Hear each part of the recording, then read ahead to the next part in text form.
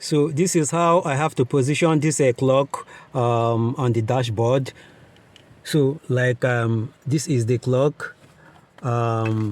This is how it works. Now you can see the time here. The time is about 15 minutes to 3. So if I want to disembark from this car at this time, time that is stated here, so what I have to do is I will take this clock, I will rotate it to 2:45. 2:45 can be somewhere I can just just put it at 3, because there's no way I can measure 2:45. I can put it at 3 o'clock, because finishing what I'm doing, locking the car and checking that everything is in position before I leave, can take me approximately 15 minutes. So let's assume that I'm leaving the car at exactly 3 o'clock. So it has to come this way. So if I want to leave at about 4 or 3:30, it can be placed this way. If I want to leave at 4, so this is how this one goes.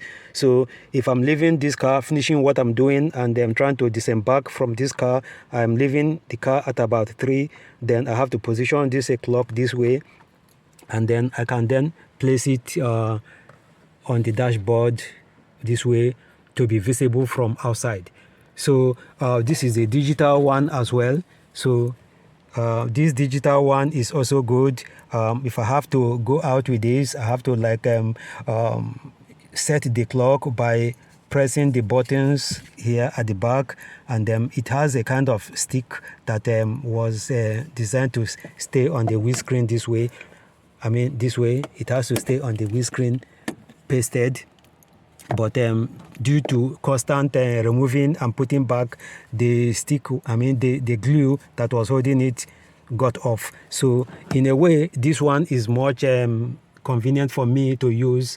I rather use this one, because if I want to leave the car in a haste, I don't have time to begin to punch this button. I rather use this one, just like flip the numbers, and then I put it on the dashboard, and off I goes. So this one is much better for me to use. I prefer this. So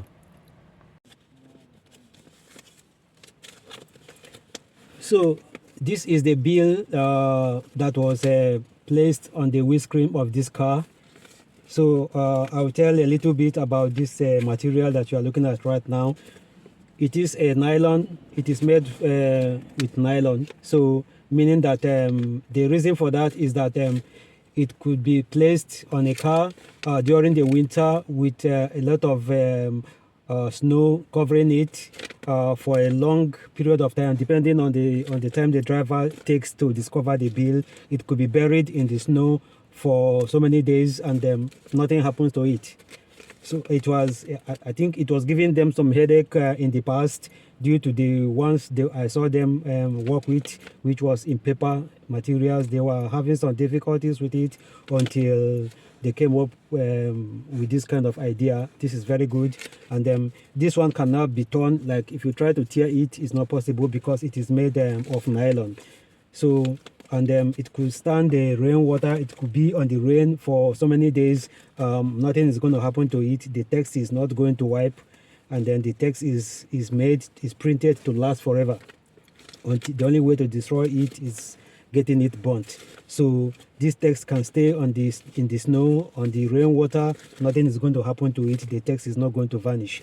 So I will take some time now to go through the content of this particular bill, to give you an idea of what is written on it.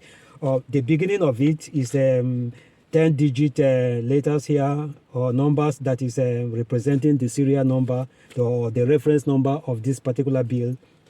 So after that is the car registration number is here. The type of car is also stated here. And the street where we are right now, where this car was wrongly parked, the street name is written here. And the name of the ticketing officer is printed also here. And then we go down to the lower part of it, then he put his signature, him or she put the signature here. So this is the signature of the ticketing officer. Then after that, you will see the reference number of the bank which they operate with. So this is their bank account number. So after that, then you will see the amount here is printed 60 euros. After that, then you will see what they have. Here in Finland it's called eräpäivä. So eräpäivä is referring to the mandatory date on which I am expected to make the payment. So the eräpäivä is also stated here. This is the date on which they want me to pay this bill. So, and then you can also see this scan code here. There is a scan code. So this scan code is meant for if I have a QR code on my cell phone, I can just snap this one, and then it will link to my bank, and then the money I click pay, and then it goes from my account.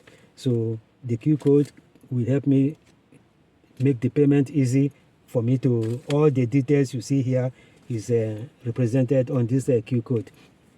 Then I can from there I do the payment.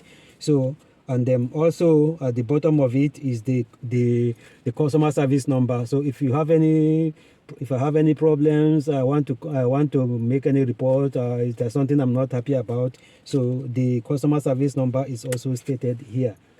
And on the bottom, I will call them. There is a time which it is stated when the office is open. I can be able to call and make a request or do anything I want to do, or say anything I want to say about it. So the number is represented here as well. So that is it. And also apart from that, the inspecting officer has a camera with which he will take the position of the car that he is giving the bill. For every car that was inspected, they take a photo of it. So when the photo is taken, it will be transmitted into their system. So the photo of the car will stand in their system pending the payment of the bill, and as soon as the bill is paid, they delete it, and then the case is closed. So that is that. At the back of it here, you will see all kind of informations about this particular bill or how they do their job. So this conditions stated here is for anybody who want to contest, you want to go to court, you want to challenge them, there is a procedure written down here what has to be done. And then of course that is the way it is done. And also I want to also say that from this bill, there is a tendency that somebody might ignore it, or for some reason you just feel, oh, it's nothing. If they send a reminder that they have issued a bill which they have waited for this eräpäivä, that is the mandatory date of payment has gone, and they want to send a reminder, it will always come with an additional fee of €5.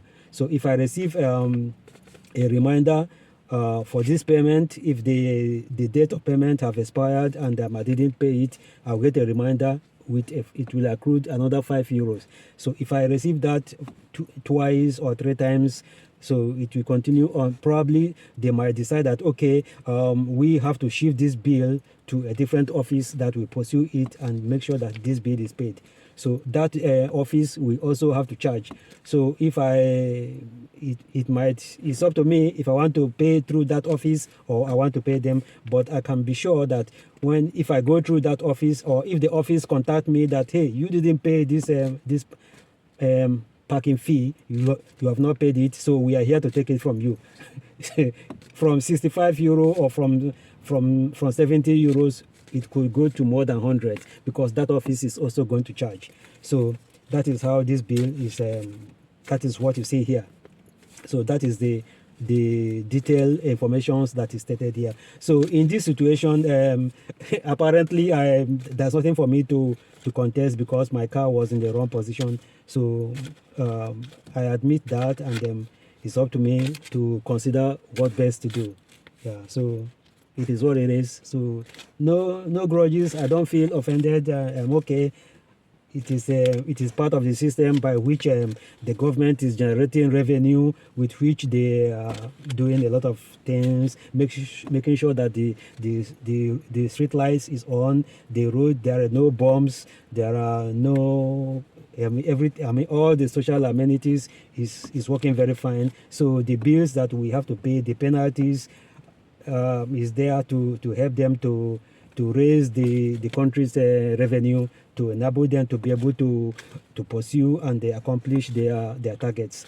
It is nice to see the country is working very well, and we have to pay. I mean, it's not for free of charge. We are paying for it anyway. Yeah, I work, I pay my taxes, and the penalties is not a crime, and that explains why it is not within is not within the jurisdiction of the police. The police doesn't go into what happens. Why is this car parked here? It's not for them. There are people that is whose responsibility it is to make sure that all the cars are placed correctly, and it's not the job of the police. So they have a way to make sure that this is a different kind of tax that we have to pay. You put your car wrongly, you pay a tax for it. So that's it. So it is what it is. Yeah. So let's keep going.